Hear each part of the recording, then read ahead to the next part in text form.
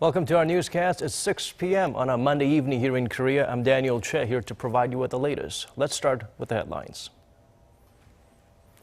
Indonesian President Joko Widodo is in Korea. He met President Park Geun-hye for talks during which the two leaders sealed several MOUs and agreed to collaborate on Indonesian infrastructure projects worth some $6 billion, laying the groundwork for an upgrade in relations.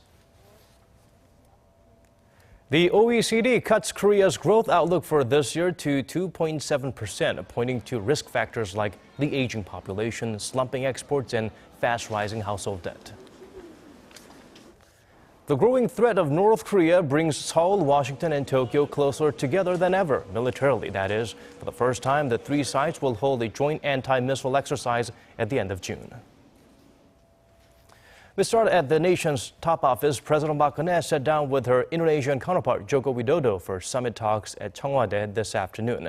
The two countries have sealed a handful of MOUs expanding cooperation on the trade front, while also setting their sights on growth engines in new sectors. Song Ji-sun has more on their discussions.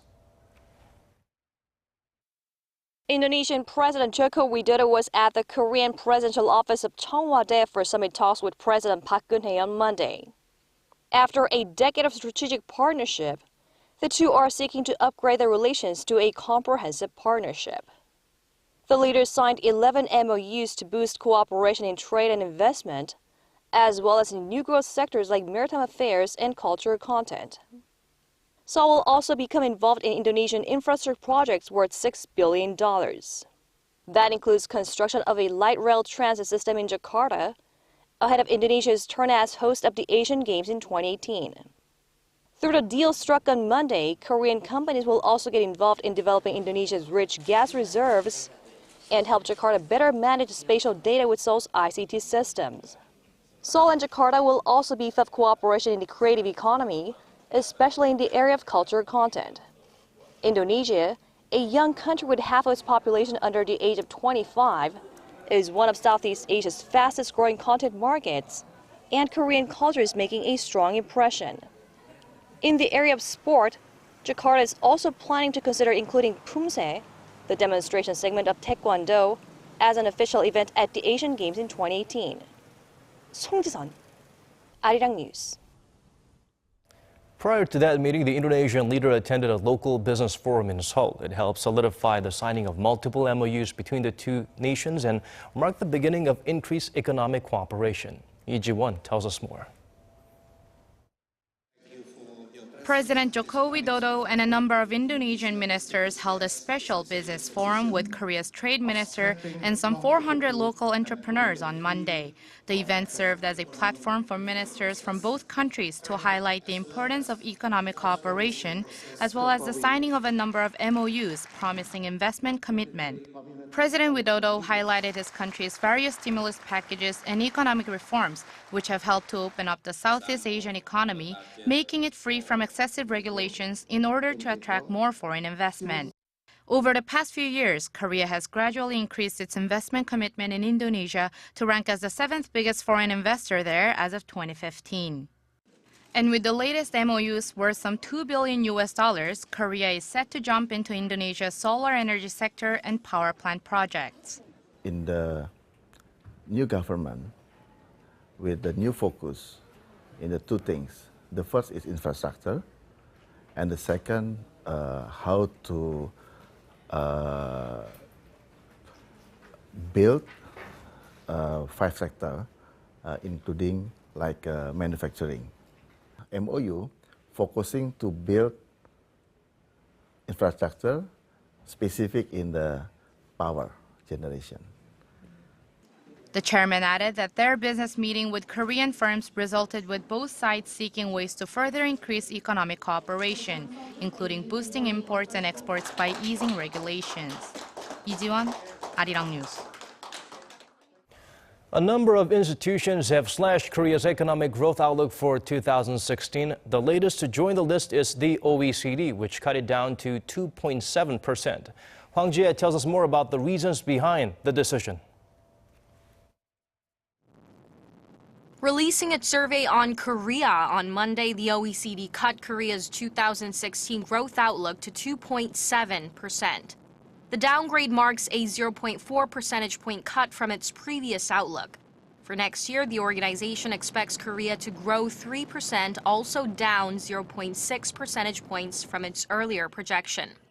The OECD cited the aging population and slumping exports as risks the Korean economy is facing. It also pointed to the rapid rise in household debt and the slowing Chinese economy as factors that could further dent the country's growth. The head of OECD's Korea desk, Randall Jones, adds that Korea has room for expansionary fiscal and monetary policies to rev up the economy, although such short-term boosts cannot be a cure-all for tackling the low-growth trend. And Korea has a very strong fiscal position. If you compare Korea to other OECD countries, by our measure of the general government, Korea is in a surplus, and most OECD countries are in deficit. So far, Korea's current account surplus has been very large, and the capital outflows have been relatively small.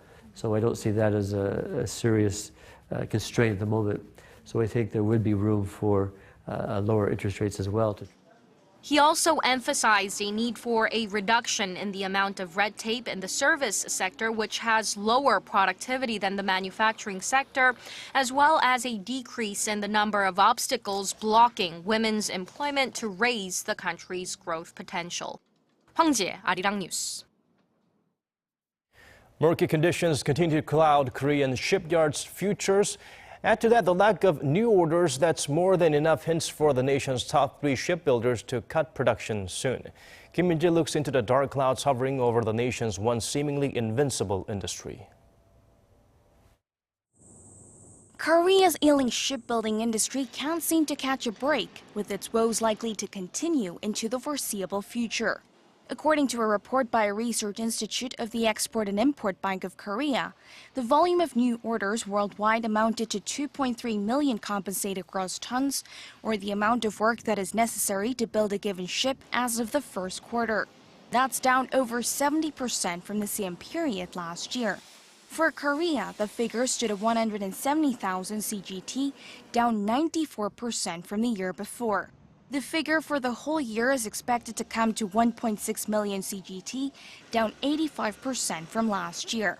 In a reflection of the dire situation, the nation's 3 biggest shipbuilders are set to cut their production capacity as part of a larger restructuring effort. Hyundai Heavy Industries has tentatively decided to close its dockyards, while both Daewoo Shipbuilding and Marine Engineering and Samsung Heavy Industries are expected to follow suit. In fact, the restructuring effort for the Big 3 is expected to kick off in full this month. Hyundai Heavy submitted its restructuring plan to its creditors last week and is accepting voluntary resignations from staff and is pushing to sell the assets of smaller subsidiaries. The cash-strapped company is also planning to sell an oil tanker at auction in China, which is expected to bring about $130 million. Hyundai Heavy is seizing the tanker from an overseas client that failed to fulfill its contract, the first time it has had to resort to such action. Daewoo Shipbuilding is expected to draw up a rescue plan that includes a cut in workers, wages, and facilities, and could submit it to creditors by the end of May. Samsung Heavy is also slated to hand in a similar rescue plan later this month. Once the restructuring efforts are in full swing, the government estimates up to 30,000 employees in the shipbuilding industry will lose their jobs. Some experts say that figure could soar to some 50,000 when including those who work for the company's subcontractors. Kim Min-ji, Arirang News.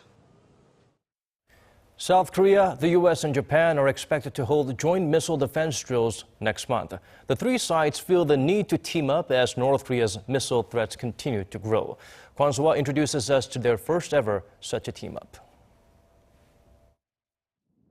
It's going to be the first time South Korea, the U.S., and Japan conduct a trilateral anti-missile exercise in defense against North Korean threats. Seoul's defense ministry said Monday that the drills are expected to be held on June 28th in Hawaii, prior to the U.S.-led biennial Rim of the Pacific exercise, or RIMPAC, the world's largest multinational maritime warfare exercise scheduled from June 30th to August 4th. During the trilateral drills, all 3 countries will dispatch warships equipped with Aegis combat systems, which searches, tracks, and guides weapons using high-powered radar technology. A ministry official said Seoul, Washington, and Tokyo are still adjusting the details for the drills, which aim to provide South Korea with more effective defensive against Pyongyang's advancing nuclear and missile provocations. While the three nations have conducted search and rescue exercises in the past, next month's exercise will focus on sharing information on the detection and tracking of any potential missile threats. However, it won't involve how to actually intercept them.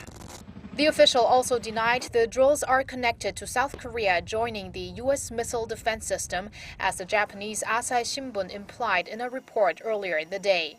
There are concerns such speculation could arouse criticism from China and Russia. The upcoming missile defense drills, however, do appear to reflect closer three-way military cooperation, marking progress since the three countries signed an intelligence sharing pact in 2014. Kwon-soa, Arirang News. Donald Trump seems to have tempered his views on South Korea's contributions to the cost of having the U.S. military stationed here. The presumptive Republican presidential nominee previously said South Korea pays peanuts for the U.S. troop presence and even threatened a troop withdrawal unless Seoul covered all the costs. But now, taking a softer tone, the Trump camp says he would never abandon South Korea if he became president. In an interview with Seoul-based Yonhap News Agency, Trump's foreign policy advisor Walid Ferris said Trump's comments were just an expression of principles, stating that a troop withdrawal would only be considered as a last resort. Ferris also said the reality show star wants to renegotiate Washington's free trade deals, including the one with Seoul, while stressing that renegotiation doesn't mean canceling everything. Turning now to the latest in the oxy-racket Benkiser's toxic humidifier sterilizer incident, data from the Fair Trade Commission indicates Oxy knew of the potential dangers of its products before putting them on the shelves in Korea. Lee Min-young highlights the new revelation in the case. A new development in the Oxy case further challenges the company's claim that it was completely unaware of the potential dangers of its toxic humidifier sterilizers before putting them on the market. According to data secured by the Fair Trade Commission in 2012, Oxy started getting safety data sheets on the toxic chemical PHMG starting in 2000, when it first started using the substance, showing that people should not inhale it. Officials say that this indicates Oxy knowingly used the deadly chemical in their sterilizers. PHMG is a toxic industrial chemical known to cause fatal respiratory conditions that was used as a component for its humidifier sterilizer products. Datasheets contain information on chemicals, mostly for the safe use and potential hazards associated with them, and the data is supposed to be made available when the chemical in question is in use. In the course of its investigation, which started May 11th, the prosecution discovered that Oxy destroyed all the data sheets related to PHMG from 2001 to 2011, just before prosecutors began storming Oxy Korea's offices starting at the end of April. Apart from Oxy's alleged misdeeds, however, some say the prosecution is also responsible for its inaction, as it has waited 4 years to investigate the FTC's allegations from 2012 that manufacturers, including Oxy, were mislabeling their products as safe to use. In response, the prosecutor's office says it couldn't have begun its investigation any earlier, as an official statement outlining the hazards of the sterilizers was only released in August 2015. Meanwhile, over 430 people claiming to have been harmed by the humidifier sterilizers announced their plan on Monday to file a class action suit for damages against 19 companies related to the scandal and the government. Lee Min-young, Arirang News. In related news, Procter & Gamble Korea plans to provide the Korean government with a full report on the composition of its best-selling household odor eliminator, Febreze. The company also said Monday it will make the information public by posting it online. The move comes amid an outcry from customers in Korea demanding the company reveal its ingredient list after a local study showed that some of the chemicals typically found in odor eliminators and air fresheners can cause allergic reactions and lung inflammations when inhaled. The report did not, however, name the companies or products studied.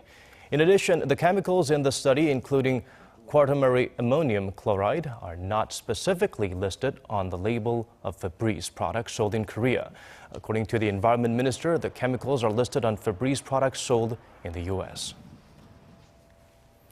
A multi-car pileup in southern Korea involving 9 vehicles has left 4 dead and 36 injured. None of the injured were critically wounded, but the majority are middle school children who were on a school field trip when the accident happened. Our Kim Jung-soo has the latest. The accident occurred inside the Changwon-1 tunnel at 9:48 a.m. on Monday morning, when the driver of a Sorento SUV heading towards the city of Changwon made an abrupt stop behind the bus.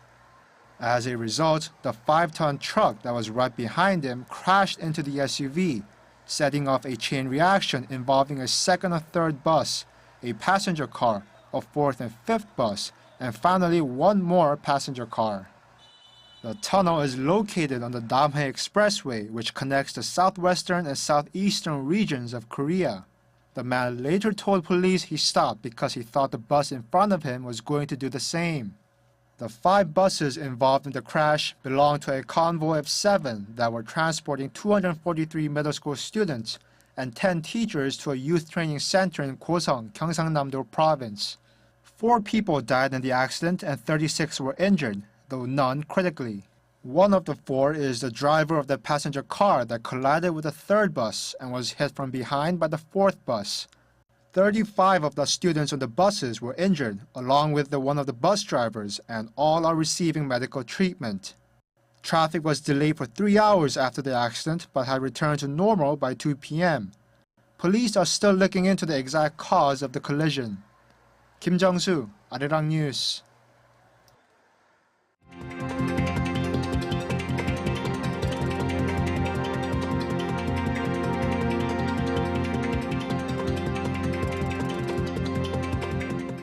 That's all we have for you at this hour. As always, thank you for watching.